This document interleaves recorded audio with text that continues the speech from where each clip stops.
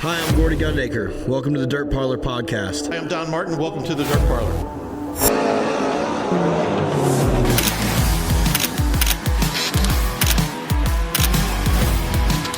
You have no idea what's to come.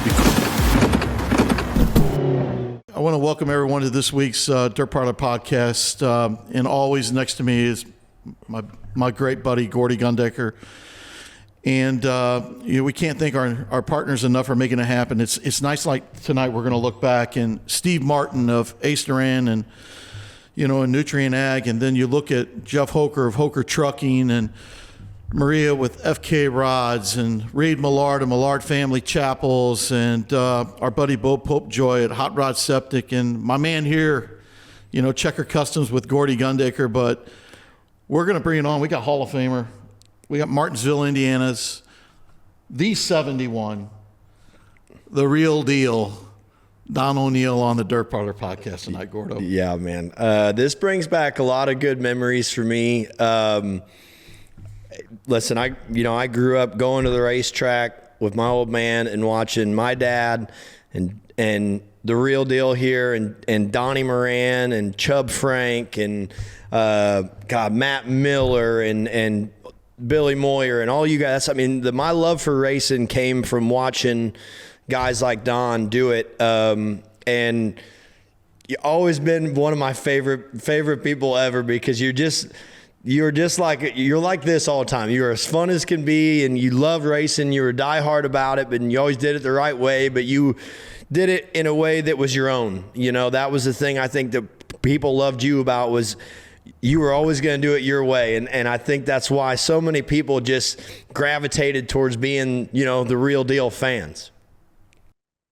I appreciate it, Gordy. I just, me and your daddy goes back a long ways. Like when the racetrack was the big racetrack, like that place was awesome. I loved that place, and then they made it what they did and made it even more awesome. But, it goes back a lot of years and, like your dad and your mom, like a lot of history there. And then I seen you kids grow up, like you did with Hudson and everybody. Like, it's just, man, it's I guess I'm getting old, I guess.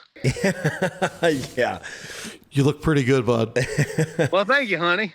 Hey, normally when you get inducted into the Hall of Fame, that means you're getting old, just so you know. No shit, right? Yeah. And real quick, that Hall of Fame class, when you think about it, you went in with two of your best buddies. You go in with Burkhofer and Hartman.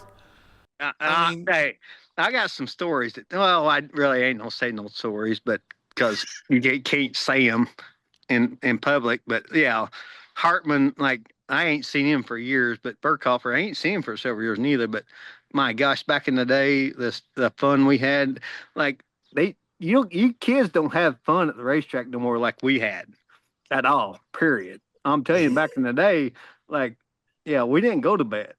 We got up next morning, raced. Next day, raced. Yeah, you kids like spoiled. Now, I wouldn't say all that because I still got some of that in me. I grew up around it enough that I like to do, some mornings where I see the sun come up, but it's definitely a different time, nowadays. But I think that's because you got way more cell phones and other things that are, people willing to take videos at 3-4 in the morning that you can't do all the crazy shit you guys used to do. That is absolutely true. I never thought about that, but that is absolutely true. Like, yeah. So, I mean, I can't tell you how many race mornings we watch the sun come up and yeah, you can't do it no more, but I mean, it's sad, but it is what it is. Yeah. Don, I still remember when I first started going to Brownstown, Indiana. Hey, hang on. You got any hair up there? Yeah, I'm telling you, I'm losing it. Hey, easy now. I'm looking at you. You're not that. We're pretty close. Let Gordy be the judge of that, asshole. Hey, don't worry. Look, I got plenty. I could share some if you guys need it. Right. But I think and I think you remember that, man. Those late 80s, early 90s at Brownstown, Indiana, it was like the place to be. And you guys watching Gill and Curry and Claycomb and Don O'Neill and Mike Jewell taking on the best of the best, and everybody came there. I mean, talk a little bit about that, Don. How special was that time? Well, it's crazy how the years pass, and you really don't think of much stuff. And I think it's turn 62 next month, and it's like then you start thinking about your past and the racing and how God has been good to you for sure, and just man, just yeah, it's crazy. And then you I see my kid doing what he's doing. It's just and Curry made some laps in the 71 car here back maybe last summer sometime, and I don't think he's up to speed because he's like, sorry Jim, he's just getting too damn old, I guess. But just yeah, just it's crazy. Like and at Brownstown, I guess the memories of Brownstown Speedway for sure. I mean, and I got memories of Paragon Speedway. You know, they do my dad's memorial race and get to race there and done really good until I run out of talent there with just few laps to go. But just man, just the memories over the racing. It ain't just memory; it's the friends you make over the years at racing is more important than anything racing. Period. Yeah. Well, and I think, we talk about that a lot, here on our show, just the community that is built around, dirt racing in general. The late model racing, I feel like, probably has the tightest knit group out of everybody because for whatever reason in our pit area, it's always been guys hanging out with each other, but we're taking care of each other. You go run the Summer Nationals where you race 28, 29 times in 31 days, and you just develop friendships, and you're staying at other guys' shops, or they're staying at yours, and I think that's what when I look at me and Hudson and Devin and Bobby, and we grew up seeing all of that. And just, we just gravitated towards it because it was like, man, this is where we belong, right? Everybody here is a part of you, and they'll reach out and give you a hand. And, I obviously, we look at your guys' era of racing, the 80s and the 90s and the 2000s, and it's by far the best racing there ever was. Like, I'm 100% sure of it. I think what we do today is great, but there was something about when you guys went and raced, how pure it really was. And the shit that you guys did to race cars, if you had a bad night compared to what we do to race cars now, if we have a bad night, is so totally different. But it's cool when you look back at all those guys that are still part of our sport. I mean, obviously you got Hudson Racing in it, but I mean, you look around, nobody wants to leave the sport once they're done. It's a rarity that you see a guy like Burkhofer that, kind of exits himself and he's just gone for a while and he poked his head back in, but everybody wants to stay around it because of how much they love it. I mean, I still love it. Like a Paragon, I loved it because of my dad's race, but I'm gonna race probably. I think Taylor said we had enough sponsorship to do 5 more races. But anyway, Taylor Masters. I raced for him before I went to Boyers. Like, he's one of my best buddies. This guy's a loyal friend, and the Master family's means everything to me. But anyway, I guess you take back then to now. It's completely different. It's not even close to being the same. It's all about it ain't everybody's got the same stuff. And all these dads spend the money on the stuff, or these team owners spend the money on the stuff. And it's just it ain't the same like it was back in the 90s or early 2000s. It's just get up on the wheel and drive the damn thing hard and win a race. Now everybody's got the same shit, and everybody spends all this money. It just don't seem like it's the same. What was it, Don? What was it like, in that era? Did you have a lot of run-ins when you were racing at Brownstown a little bit? Did you have those run-ins being on that slick racetrack with Curry and Barnett and those guys in Cleveland. You got a good story, you got a good story from one of the Jacksons or one of the Hoosier Dirt Classics where you look at him smiling already, like you just had enough of somebody. What the damn all of them? What are you talking about? Yeah, so I get mad at Hudson because Hudson ain't like me at all. And I want to say something about Hudson. Like, I'm proud of what he does racing, but I'm more proud of him as a good kid. That makes me proud of me anything. But anyway, I get mad at him because, like, gosh, dang, Hud, what? I mean, like, his dealings with drivers and stuff, and, like, he don't step up and pay him back. I'm like, it wouldn't be me at all. I mean, shit. But, yeah, the second time we're both killed. You know what I'm saying? Like, not. I mean, like, yeah. I mean, like, it's just like, it's crazy. I mean, it's changed a bunch. And then back then you'd go fight. Shit, there ain't no fight now. That's what's wrong with the sport now. They need to open the damn pit area and go back there and fight and shit be settled. We've talked about that numerous times, and I think back especially to T-Mac. T-Mac said the same thing, but I think back to the same deal, right? Like when you used to get run over by somebody, and that guy walked down and socked you, or he socked somebody, you thought twice about it the next time you did. And I've been through this on numerous occasions with Francis and Schwally and all of them that, every time I've gotten run over, they tell me, well, hey, you can't go down there and hit him, or you can't go down here. You can't run into him under yellow because we'll DQ you for that. But, pretty much it's, hey, you're shit out of luck. Go fix your stuff and get back on the racetrack. And it's like, man, at some point, you got to learn a level of respect. A fist to the nose teaches that pretty quickly. Well, them days are over with. They ain't ever happening again. But green flag is wide open. That's where shit's got to happen. I mean, you might junk your ship, you got to junk somebody else with it. I mean, that's where it's got to end. So that's just bottom line. That's how days have changed, and that's what's got to happen. Mm-hmm. How cool is it, here, one of your best friends, Bob Pierce. I mean, you guys have spent so much time in the pit area racing against each other. Hell, I was at the Batesville the one year when he was sleeping in the holler with us, And how cool is it to see, seeing what Bobby's done and what Huddy's done, and hearing you and Bob are great. Actually, my dad wanted to know, and Don knows my dad pretty well, but my dad said, ask Don one question. Did him and Bob once in a while have a bet going on, with because the kids are so good and they're serious? You guys, you and Bob talk a little bit about that? You guys get a bet going a little bit once in a while? No, not at all. Not one bet. No. Of course, Bob and Hudson, or Bobby and Hudson's had their deal from sure. Wild West to a month or so ago, or after Blue Shoe, like they had their shit going on. But that's between the drivers.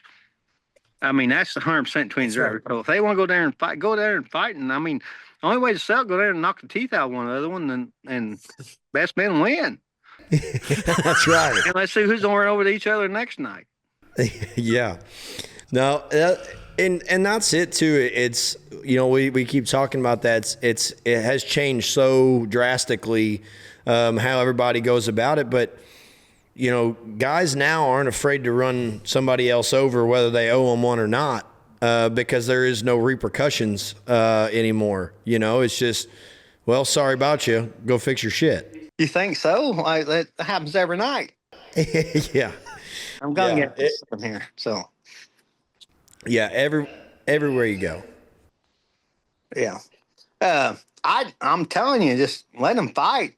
I mean, I think but it ain't no happen no more because lawsuits and all that shit. But right. Yeah. The one thing too, Don, we got to talk about a little bit is during and you got to see it all. Look, you got to see it all. I mean, the fact that Bullet was thriving, at your time, Rayburn, Keith and Tater's program, they were all right there together. Larry Shaw. Yeah, Shaw and just what a time. To seeing all the different chassis companies, to be battling, and yet three of the major ones were right there in Indiana. Yeah. Well, the thing is like, I raced for Rayburn so many years. I mean, and and my dad spent retirement on me racing, and he said before he passed away, he said, son, he said, I'll never regret that my whole life. And which I spent a little money on HUD too. I mean, but I'll never regret that at all neither. But it's just like Rayburn told me, he said, it going to Spurs, but he said, it's all about the numbers. Just like Longhorns got the numbers now. Well, you got the numbers, who's going to win all the races? And he's right about it. And I mean, you got to look at it that way too. Hey, I want to know, you spent so many years with Rayburn.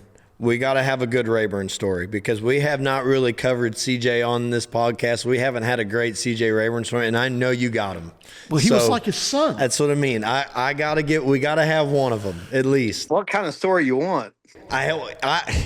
There's a million different directions you can go. Racetrack stories to X-rated stories. Give us a couple. I want one of them about, like, when somebody would come buy a car, what Rayburn would be telling them, or when they. So I say that probably the best one I got is like I could tell you.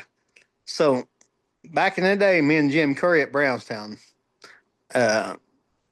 Jim Curry wrecked me, and we were fighting and stuff and carrying on, and Rayburn told me, he said, hey, you tell that S&B that I build two of these some bitches every day, so we can wreck all day long. and he wasn't kidding either. Sorry, Curry. Yeah. No, he was not kidding. No, he was not kidding at all. He was 100% serious. Like, yeah. That there was something about going to CJ's shop and having absolutely no idea what was going to happen when you got there. Like what he could be. What you ever go there and swim in the pool? I never went swimming in the pool, but I got plenty of instances that I went there here I went. I'll give you a good one.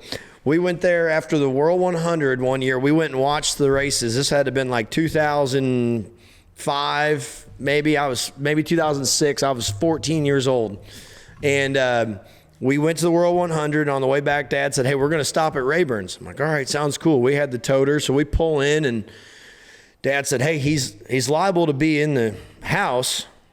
I don't know what he's going to be wearing. So I'm like, what do you mean? He's like, I'm just telling you. We walk in. He's sitting on the couch in his whitey tighties. Yep, all the time. Got a jar of clear moonshine sitting next to him, and he's got shocks, sitting all around him. And he says, sit down, let me tell you a story. Well, I couldn't tell you the story. He told me he told 100 of them. I never laughed so hard in my life. We were carrying on, and then he says, well, do you got one of those new race cars yet? And I'm like, no. I'm like, the car I got's from, it's like a 1998 or something. Well, let's go look out in the shop and see what we got. So he gets up and gets dressed. We walk out there, and he's like, well, take this frame home with you. He's like, just take that one home. We'll figure it out later. You tell me what it needs or whatever else. And man, he was a trip. Yeah. Hey, so I got a story about him and my oldest one. So that's when I was racing all the time for him. And we were staying up in the holler at his place. So the next morning I got up, and I'm like, where the hell my oldest kid at? And of course, I know he wasn't going far anyway. So it was just getting daylight. And I thought I need to check on him. Well, hearing Rayburn, that swing set right outside in the yard by the house. Yeah. There they sat with the empty moonshine jar. And I'm telling you, my kid probably wasn't, he probably 15, 16 years old. Yeah. Just drunker in hell. Yeah. Wiped out. Yeah. And how'd you respond to that, Don? Did you have a talk with CJ? I'm like, Rayburn, you think you can go to bed? And I said, what are you doing, my kid? He just looked at me, just smiled, great big, and laugh. That laugh he gives, like, yeah. Oh man, I'm telling you. Yeah, I miss the shit out of that guy. I'm telling you, like he was. Me and him was buddies for sure. Like he done a lot for. I mean, my dad spent a ton of money on him, but he if it wasn't for CJ, I would never been what I was for sure, 100%. Yeah. Yeah, I think that goes for a lot of guys because CJ It goes did for it. a bunch of them. Yeah, I mean, you look across the board. I mean, CJ Rayburn is the reason what a dirt late model is, I guess you'd say at the end of the day. Rayburn is the innovator of it all. But thing is, though, is so many people took advantage of CJ back in the day because CJ was so gullible, like, and give so many race cars away, and he never got back in the day. Like, I can name any guy. I won't name none of them, but there's a ton of them. He gives race cars back, and they took them and sold them. Like, I mean, and it's just, and that's the kind of guy he was. Yep. I mean, you think about Jeff Purvis. I mean, that was kind of, all the big. You look at what Jeff did in dirt late model racing. It was all in a Rayburn. Yep. I would say, I mean, I don't know. I'd say Jeff and Scott probably ranks up there about the same because I think Scott, I don't know, Jeff was at that age group. I mean, or that year, Jeff was probably the best ever. And then come along Scott, and Scott was probably the best ever.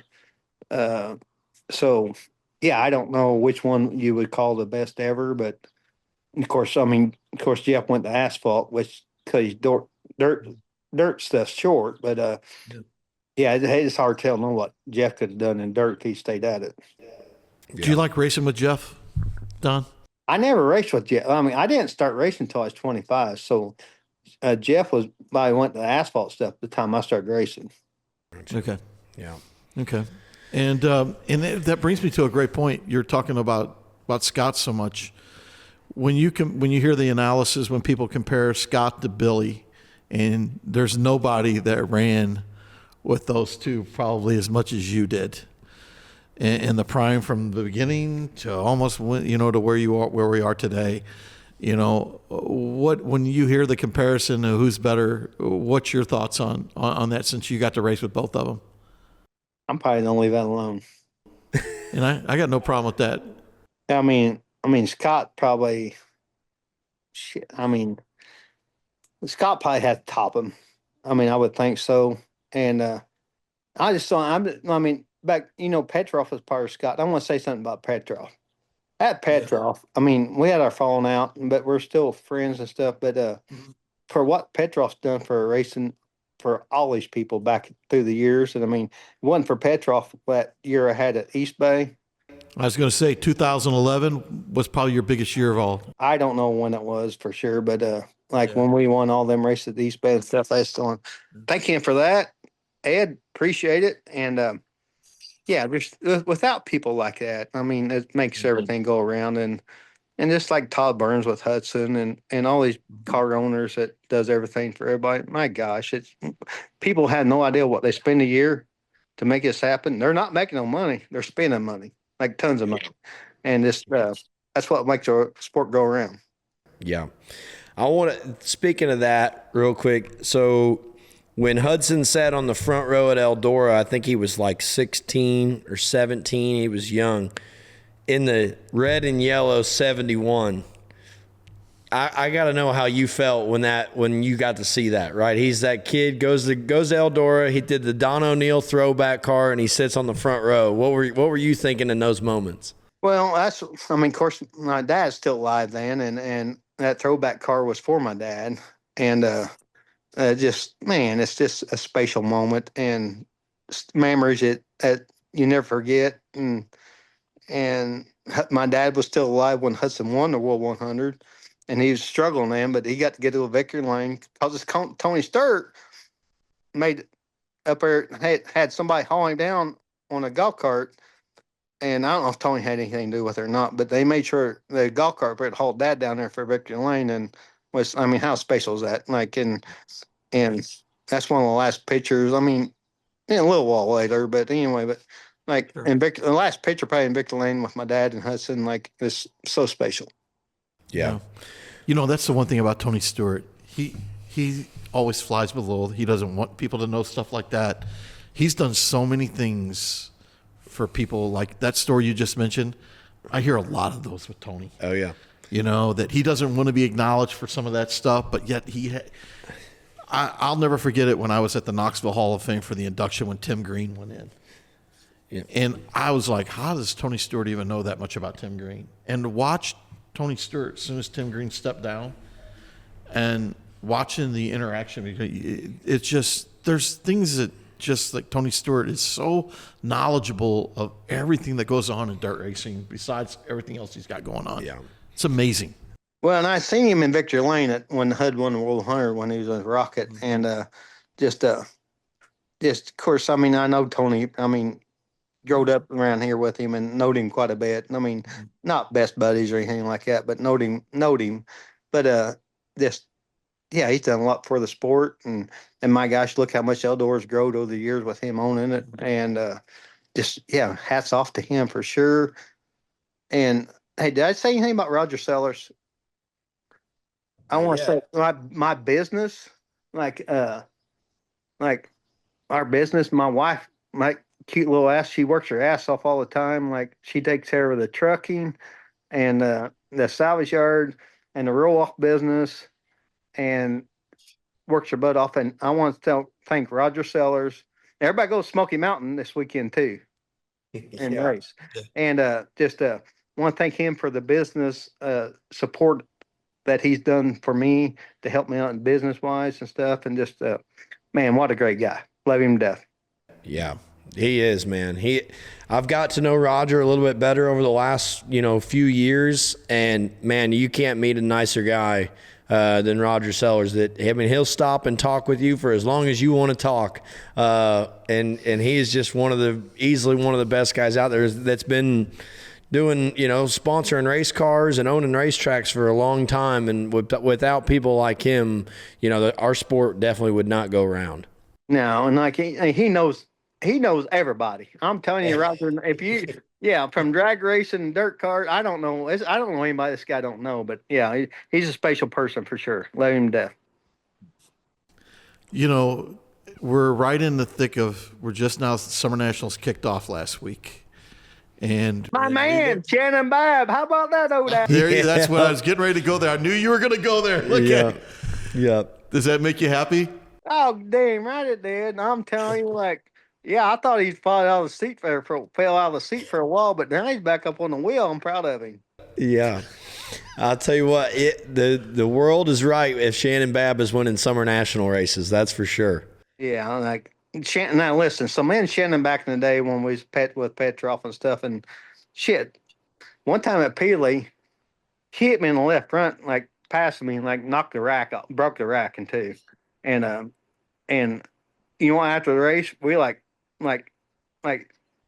just happy, not mad at each other. He said, yeah, you owe me one on him. I said, no shit, Bab. I mean, just like that, not fighting, not mad at each other, not nothing at all. Just, but it's not like that nowadays. No. You guys, when you were paired up. Yeah, I guess it's because Petroff was paying the bill, right? Yeah, that's what I was going to. You guys, you had more shit you could put on the race cars. It was, when you guys were paired up, you guys probably had to have some of the most fun ever when you guys are just racing as much as you could. And winning a lot. I mean, you guys won a ton of races when you were paired up. But in that era and winning all the summer national races, and how much fun was that for you where you guys are just so competitive and running first or second to each other all the time? Yeah. Hey, you know how summer nationals are. It could be like your best ever, or it could be the worst month or whatever. Well, now Sim Digger's making like a bunch of sissies race. I mean, back in the day we raced for a month, and now they race for 2 damn months or some kind of shit like that. I don't know, but I mean, back then we raced for 32 days and raced every night. Now they strung it out made it for, I guess, what do you want to say, political, I'm gonna stop there, but. Hey, they kicked it back. I think this year they changed it back, though. There's not as many off days. There's only one off day now. No shit. Yeah, I'm almost positive that it's straight through again. That's what it should be. 100%. That's like, yeah, you tough through that month. Yeah. Well, you know what's crazy is when the first year I did Summer Nationals was 2016, but I think back to how you guys used to do it. We ride around now with haulers that got 3 air conditioners and trailers that got air conditioners. And like you guys did it through the brutalized summer heat with no air conditioning. So that's the difference. Okay, so one year on Summer Nationals, my air conditioner quit, only one air conditioner I had, and it's Rayburn's red hauler, and it quit. And so he had to leave the windows open. So we had these damn fly strips, keep the flies out, like down, like everywhere. So you couldn't do anything. You touch one of these fly strips, you're this stuck to you. It's like, yeah, that's back in the day, shit. Definitely a different time. That's for sure. Kids are spoiled nowadays. I know it. Hey, trust me, I hear it from my old man all the time, how I don't know nothing about real racing, power steering, and we got all this 3-wheel brakes, and we didn't have none of that back then. And you know what we need to do?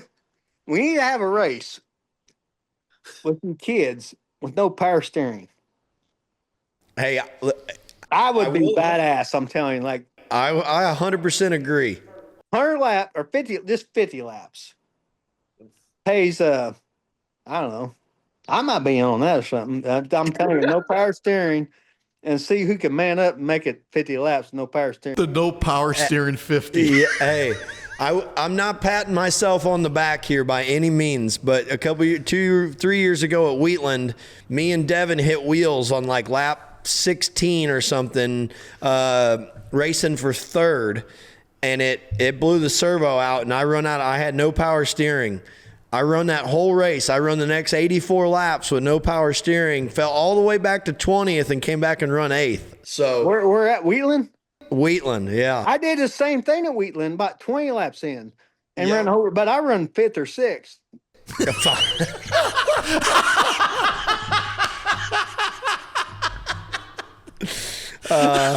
But I'm telling you, I got out of the car and Taylor come in the car and I'm like soaked, like my racing suit's soaked and like I'm done, like my arms are yellow and everything like that, and he said, "What's wrong?" I said, "The motor's still running." I said, "Turn that son bitch," and he said, "Oh shit." Yeah. The arm pump you get from that, by the time you get done, you can't lift nothing. No. It was miserable. I can tell you that much. And then that's what I think my dad's exact words after we had a red, and we did a helmet swap, and they come over and they're like, what's wrong? And I'm like, dude, I don't have no power steering. KG said, "Oh, you pussy, man up." I'm like, damn. So yeah, so I understand. It would be good though, because I think the only problem is I don't know how many cars would be left on the racetrack. You might only have like 3 or 4 left at the end of that 50 laps. Well, there's some wieners out there for sure. Like they couldn't man up for sure. But there's a few that could. Yeah. Martin, you think you could do it? Hey, of all the racetracks, that you've raced at, give us kind of some of your favorite racetracks. What are some of your top 5? Eldora is my first one. I love Eldora. The atmosphere and everything about that place is my top one for sure. And then probably, I gotta be careful here what I say, but I don't know how you gotta be careful. You're just talking about favorite places you love racing at. You're not hurting anybody's feelings here. And of course, I don't know if I say Fairbury's second, but that damn place always raced good. I don't give a shit. You gotta be up on the wheel and drive your ass off around every lap around that place. So that'd probably be my second one for sure.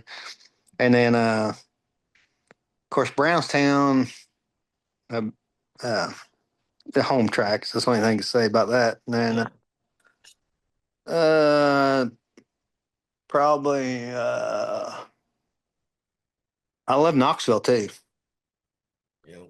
And, I mean, a flat racetrack, because you don't race on them big flat racetracks very much but back in the day, Summer Nationals, Shit, Martin, do you remember when we went to all them big flat racetracks out through there? It paid 10,000 them last 2 weeks. Yeah. All the time. Big racetracks, flat racetracks. And they sort of went away too. So, but we raced on a bunch of them like Knoxville back then. Yeah. You know, what's kind of neat is like, what is it tomorrow night that West Liberty's back on the schedule? I was just about to say the same thing. And that's kind of an old summer national place. Small track. Yeah, it's a big flat. It's a big flat. It's damn near a 5/8 half mile. I know I raced there a bunch, but I'm saying they raced on the big one or small one? The big one. On the big one. Right? Dang right. Yeah, I love that. Yeah.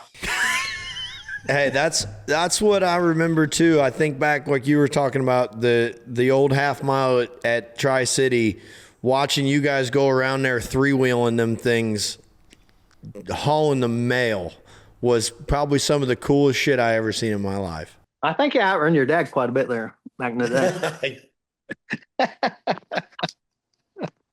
I'm gonna have to let him know that, because he might have a different answer. Yeah. And Don, when you also look back at all the things that you've accomplished, what were some of the biggest things that made you, that you were happiest with some of your accomplishments you had? I mean, we're in the dream for sure, one of them. But like, man, you look back, I don't know, like, what really sinks in is what my dad done for me. That sinks in more than any race I ever won. Because if it wasn't for my dad, I would never been anybody in the sport. I mean, CJ done a lot for me too, but if it wasn't for my dad, it would never happen. So it's like my dad's is like probably ranks top. He's a top of everything. Yeah. Yep. Number 71. How did we get 71? From my dad. There you go. I had a feeling that was coming. And you, Gordy? Yep. Oh, yeah. Yeah, I mean, just like you, Gordy. I mean, if it wasn't for your dad, you wouldn't be where you're at all neither. I mean, a lot of kids. I mean, of course, Hudson don't have to worry about me now, but and we done the asphalt shit in Florida and done everything and it's just most times it don't happen unless your dad's involved with it and spend a little money for sure. Yeah. Well, and and two, it's obviously even more than the money side of it. It's the fact that, we watched all of you guys do it, but also when it was our turn, I'm sure you're the same way with Hudson. It's the same way my dad's been, is he's always been like, look, I want to be me, and I want you to have your own name. I don't want you to be in my shadow. I've never wanted that. And I think that's what's so great about when I look at every one of the guys that's had success in dirt late model racing, that their dad had success first, is their egos aren't too big to be like, well, no, it was me, and then he's just a product of me. It's like, it's never been that. And that's where I enjoy it so much is, you guys paved the way for us, and did all the nights when you took us go-kart racing and quarter midget racing and all the shit we did growing up. But you guys were always right there for it. And then, as we grew into late model racing, it never changed, right? I mean, I think about Donnie when Devin started racing. Donnie was going on the road with him everywhere, just like Bob is, and like you were with Hudson. You were right there with him to help him kind of grow into the racer he's become. And without you guys, obviously none of us would be in this sport. I mean, I grew up loving it because my dad loved it. And, and that's how, hell, when we played, when me, Devin, and Bobby and Hudson are playing diecast cars in the dirt at 6, 7, 8 years old, it was just because we wanted to be just like you guys. Yeah. Now, what do you think Mom ever said about what Dad's spending on you? Hey, I think just as much as anything, once Mom gets involved, Mom's willing to spend more. That's all. So when me and my wife started seeing each other, so Hud was doing this asphalt stuff in Florida. He wasn't even, we started seeing this before that. Hud wasn't even 11 years old. He wasn't 12 years old. He's getting ready to turn 12. And Lance Landers called me and he said, hey, I want to do something for you. I said, what are you talking about, Lance? He said, well, you tried to help not Gavin, but Jared. Jared. Yeah, Jared. Yeah, he tried helping Jared, and he said, "I want to do something for you for doing that." I said, "What are you talking about?" He said, I want to do something for Hudson instead of for you, for the same." He said, "But to help you." I said, "Okay, what are you talking about?" He said, "Well, we don't stop at the plane. We don't." So we met him at Bloomington, which is 30 minutes from here, and they picked us up in the jet. And Hud wasn't even 12 years old. We went down there to New Smyrna Beach and put him in that truck. This kid's running 100 mile an hour, never drove shit in his life. Like, you talking about dad's sick throwing up. Like, my wife was with me. Like, and yeah, it's the craziest shit ever. Like, I'll never forget it in my life. But thanks Lance Landers for, yeah, we'd like done this for a few years, and I guess for 2 years. And once he turned 12, we done it for 2 years. And we was on a plane ride home one night, and Hudson looked at me. He said, "Dad, why don't we just go dirt racing?" And because by then, Lance got me hook, line, and sinker. I owned the truck and all that shit like that. So yeah. So that one, then we started crate racing. You and Lance never stir up no shit together, do you? That guy. Well, I just want to say what that guy done for Hudson Racing too. I mean, he's done a lot. And he sponsored him for a few years there and all everything. I don't know if he sponsored him this year or not. I didn't even look at the race car, but he helps him. He's always helped Hud. Loves him to death, and done a lot for Hudson's racing career for sure. Yeah. Now we will have a good time. Yeah, that's what I was gonna say. I've been a part of a few of them. I've seen them firsthand, but I know there's a hell of a lot more than just a couple I've seen. Well, the thing is, though, I mean, as successful as Lance is, he's just an ordinary guy, and I mean, just like it don't matter to me about anything, what you got, what you have, or anything like that. Just good friends and have a good time. It's like it's a big part of how I feel and what I think about people. Yeah. I mean, I'm just curious, like going to the racetrack now, and like I said, Don O'Neill's walking through the pit area and seeing like, what's it like still seeing like Mark Richards killing it out there? I mean, doing what he's doing, still, so involved in the racing like he is. It's got to be pretty cool knowing that there's still, that guy that you've competed with so hard over those years. And now it's kind of turned the baton over, to some of these younger kids with Bishop and everything else, and even your son. That's got to be pretty remarkable because Huddy did give Mark the World 100. Yeah, yeah, and then whatever happened there happened, and I talked to Mark and everything else, but they had a hell of a year. If they kept going, hell, who knows what it would have been. But anyway, but it is what it is, and no, I'm gonna leave it there. But just Mark Richards, what he's done for the sport and everything else, and I think he's just like my business. Like, I don't know what I'd do without my business, and he's the same with the racing. Like, and he's so ate up with it. Like, he would. I don't.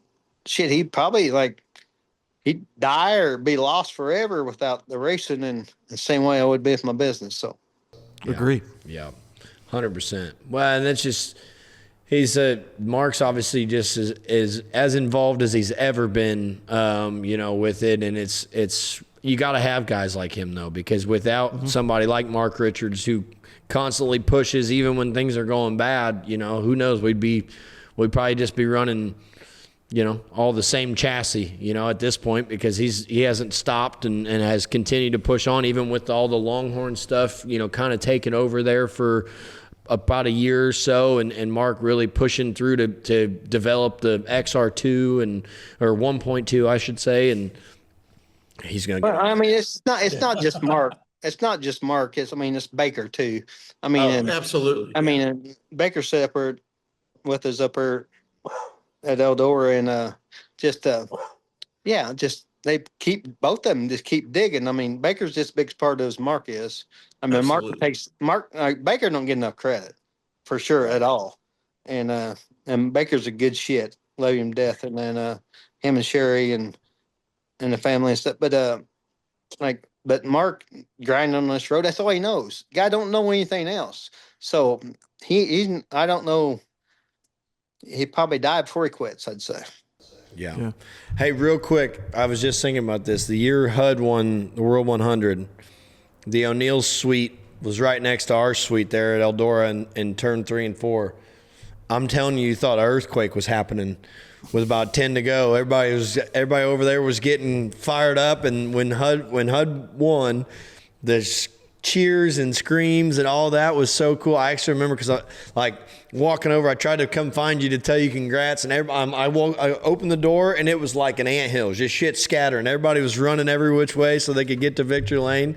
I'll never forget that. My mom was like pumped while we're sitting there watching it, and seeing HUD win it. It was really cool. That just popped into my head thinking about that memory. Well, that's a very special moment. I mean, anytime you win World 100 is a damn very special moment because I never could do it. But for HUD to do it, and especially with Dad to be alive to see and go to that victory lane with him, it's like shit. It's like you can't even say. I mean, the pictures up here in the house in the living room, it brings tears to my eyes to see it. Just a very special moment. But just kick up on the wheel and made it happen in the end. But I mean, just one of them deals how you got a good car at the Eldora and you want to have them, usually you break. I'm just one of them deals you never know Eldora what's going to happen. Said Jonathan, he wins everything there. So finds a way to. And we would be not smart to talk about one of the greatest Eldora races that you were involved in. You and just arcing the wall and sparking everywhere. Do you have a pretty good memory of all that entire race, of what all went down there before, I think Earl ended up winning that race, right? Earl got by you guys, but how much fun was that race? I mean, obviously didn't end with the result you wanted, but as being part of that, what was that like? Did I finish or break? I don't know. I just remember Earl won. I probably broke because that's usually what happens Eldora. I think that was the night there was him and Jeep? You and Jeep and Earl. Bab and Bab. You guys were all beating the wall down, and Earl just snookered all of you right around the infield. Yeah. I know Earl on the infield. I don't think I finished that night. It's just. But you got to love that place. That's one. I'm telling you, Eldora is the greatest racetrack in the world.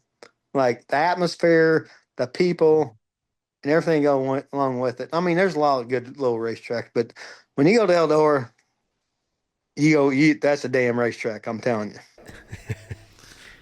Don, of all the things I got to ask you, we're seeing how the sport's changed so much. And what are some of the things that you that you think that need to be some things that maybe you'd like to see changed in the sport to make it better? Shit. I honestly don't think he can change anything. I mean, okay, good. What do you change? I mean, in what direction you change it? Like try to cut corners of money here and there. Well, I mean, how? There's no way to do it. You just gotta let it be what it is. And I mean, it's just like, there's no cutting corners at all. Yeah. Well, I think at this point we got to where we're so far out of the box we were in that there's no way you could just undo some of the things that have changed in the sport over the last 10, 15 years. I don't think. I mean, racing. I mean, it's gotten good, but I don't know what you could change to. I mean, racing's better. I mean, aside letting each other fight each other, it'd be the only best thing I could see. If you think of the other guy's ass, I can line up on the front straightaway after the race. I mean, excuse my language. Sorry, I said that, but that's the only thing I think it needs to change. All these guys running over everybody, like that's bullshit. I mean, stop it. Yeah, that's it's become too much of a common theme, I guess you'd say. I mean, every night. Yes. Yeah, every night you see a highlight of a bad take it a slide job or somebody just parking it on somebody or turning somebody around. It just seems like it's just, status quo at this point. I mean, hell, you've been both sides of it. You probably parked somebody, and somebody parked you. So, Yep. When you park somebody, you need your ass whipped, you're going to fight. I think at Wheatland, Gordy was on his way. Yeah. But oh shit! I forgot, but damn, that was bad. I'm like, holy shit! Yeah, he needs to whip that guy's ass. Yeah. I was headed for it, and then they told me he was 17, and they were going to DQ me if I went down there. So it'd been worth it. That's where, see, once in a while you guys say, okay, that's enough's enough. That's where you just got to say that. And man, so the green flag stuff. Okay, it's fair and green flag. Once in a while, you just got to turn somebody over. Bottom line. Yep, 100%. It just, it's hard now, I think, when you look at it that way, because like you said, if you got to junk your own shit to do it, the problem is. Well, that's the problem is, that's like Hudson's too good about it. He said, Dad, I don't want my guys to have to work on it. I'm like, yep. Well, I worked on my own shit. I had guys too, but probably my guys, probably not me, but. Well, that's the problem I look at is I'm like, I know if I destroy this, I got to fix all this stuff and I got to pay for it. So by the time I'm done, all I've done is created more work and less money than I had before. So it doesn't feel all that good. I know.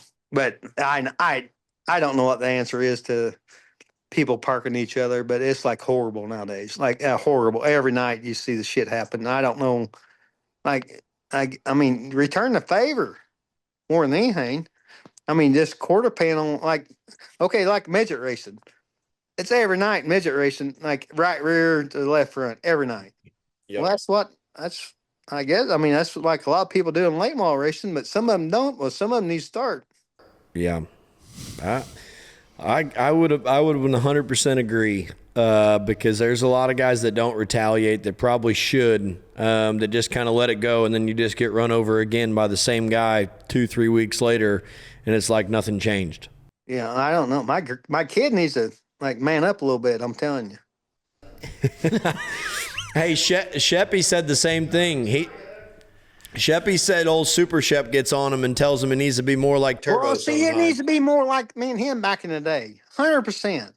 100%. That shit wouldn't happen like it does. Super Shep, he's one of my heroes. I love him. Hey, I think he's a hero for a lot of people. That Dennis Erb video will go down in history. Like everybody will watch that for the next 100 years if it's still out. I don't know how he didn't tear the carburetor off that thing that night. I'm telling you. Oh, fuck. And Don, I got to ask you, man, when you're not thinking about racing and stuff, what are some of the things naturally you got the business and everything else, what's some of the other things that's keeping you busy now? So we're going to Smoky Mountain this weekend, and I love doing that, but it ain't no vacation when you go watch your kid race. It ain't like relaxing or anything like that. Pretty stressful? Well, I mean, of course, it's your kid racing. Just like Gundecker there, with his dad watching him, it ain't no damn vacation at all. Right. But but I don't have no money involved. I'm sure your dad probably does. So I'm better off. I'm better off on that end there. But then we got some cruises coming up, like 3 for the end of the year. So we got vacation times and shit. And I enjoy the shit out of that stuff. So we work hard, but we play hard too. You still do the cruise every year with Tater? Next 3 cruises with Tater. Hey, I want to tell you. Now you talk about a hero. That guy is my hero. I'm telling you, that guy.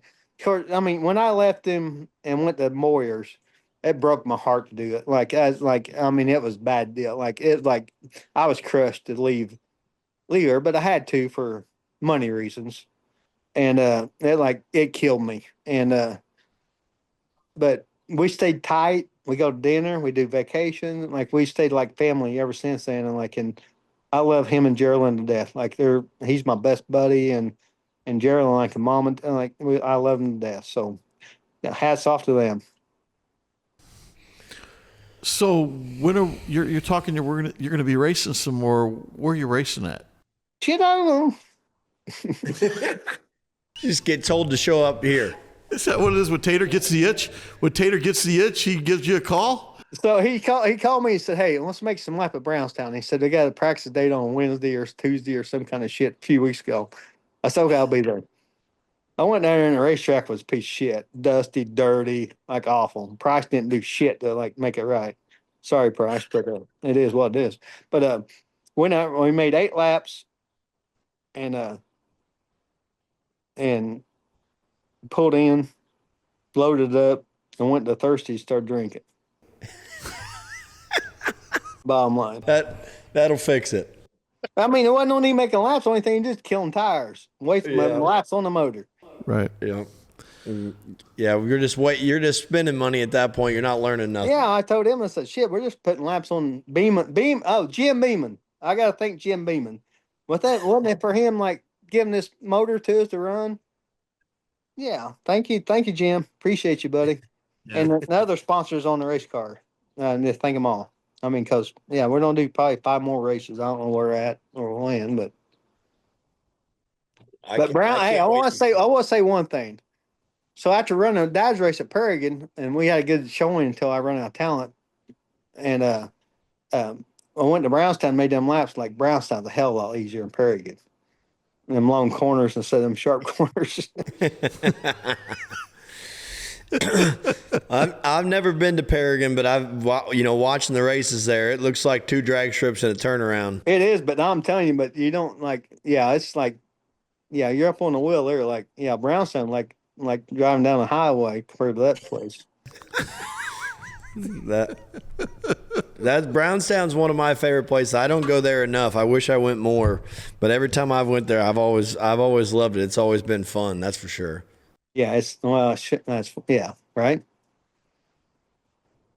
Well, Don, I'll tell you, man, I gotta thank you for coming on with us. I mean, I've had a blast. I mean, we could listen to your stories all day long. If you want to keep them going, we'll keep listening. Hey, I do want to say something about Scott. It's like him and Trina was so good to my kids. Of course, my kids grew up at the racetrack. I raised them on my own. They grew up at the racetrack. And that Scott and Trina was so good to him. That Scott put on a show at the racetrack. People thought he had this attitude. And in reality, Scott was a good person. And like he was. And Trina was like excellent. And it's crazy. And whatever happened with him, like, that's so sad. And something winds up like that. But anyway, sorry for Scott's loss. Yeah. Don, one thing I always remember, the year that you raced for the $100,000 to win, the UMP Summer Nationals. I still remember Scott. I showed up at Clarksville, Tennessee, and I remember I was like, so kind of what, I know it's $100,000, Scott, but really what are you really looking forward to? And he says, racing the 71 for a month. That just tells you how much respect he had for you.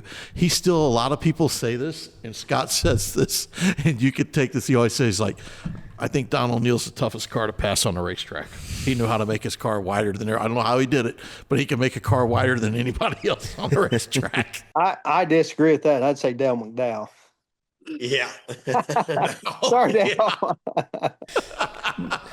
And what's it like? Isn't it awesome seeing Dale now? I'm telling you, I love McDowell to death. He's one of my heroes.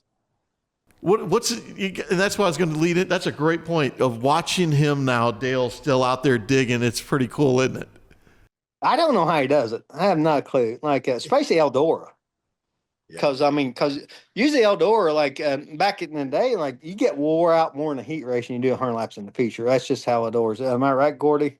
Oh, 100%. Yeah, like you're falling out of the seat in the heat race, and then you run 100 laps like with ease.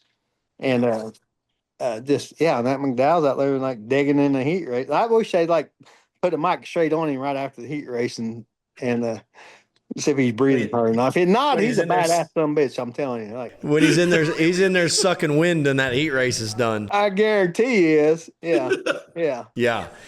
You're 100% right, though. When you got to run 10 or 12 laps around Eldora in a heat race and you're running wide ass open and kind of bouncing and right around everybody, like, it is brutal on you by the time you're said and done. It'll wear you out more than anything you've ever done in your life.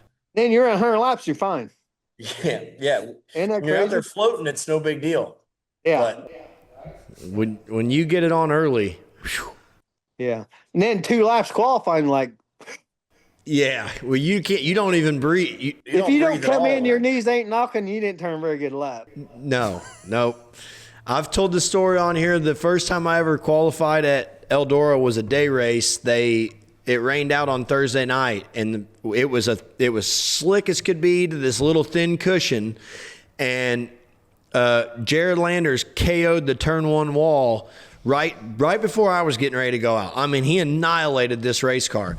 And KG walks down and says, "Hey, listen, you can't lift." And I'm going, I just watched this guy disintegrate this thing, and you're telling me I can't lift? And I remember I laid down 2 good laps, actually. And when I come in, I'm telling you, like, I was white-knuckled. So I was just, like, out of breath. I'm like, I can't believe you guys did this shit for so long, because this is, like, one of the scariest things I've ever done in a race car by far. Now, I'd say qualifying Eldora is probably the hairiest thing you do the whole year. When it's against the fence and you got to run wide open against the fence, that's got to be like the most nerve-wracking thing you do all year long. Yeah, because you got to have full confidence in it, and you can't And take your that foot damn out. thing better turn left when you go in there wide open. Yeah, you just holding on. Yep. It is too. Yeah. No, it's just I can't thank again you enough for coming on with this. Well, thanks for having me. Appreciate it. Anytime, man. I mean, everybody always asks what's Don. You know, I mean, I think we gotta. I think the people at home, when they see this, they're gonna. There's my hero, man. Yeah, damn right. You know what? The craziest thing is I love working. I love working more than I ever had in my life. I wish I had this 30 years ago or 40 years ago, but I love working, and I made up with it, and that's all I do until we go on vacation. Yeah, love it. Hey, I'm gonna tell you what you told me when I was about 12 years old. Don't let your meatloaf.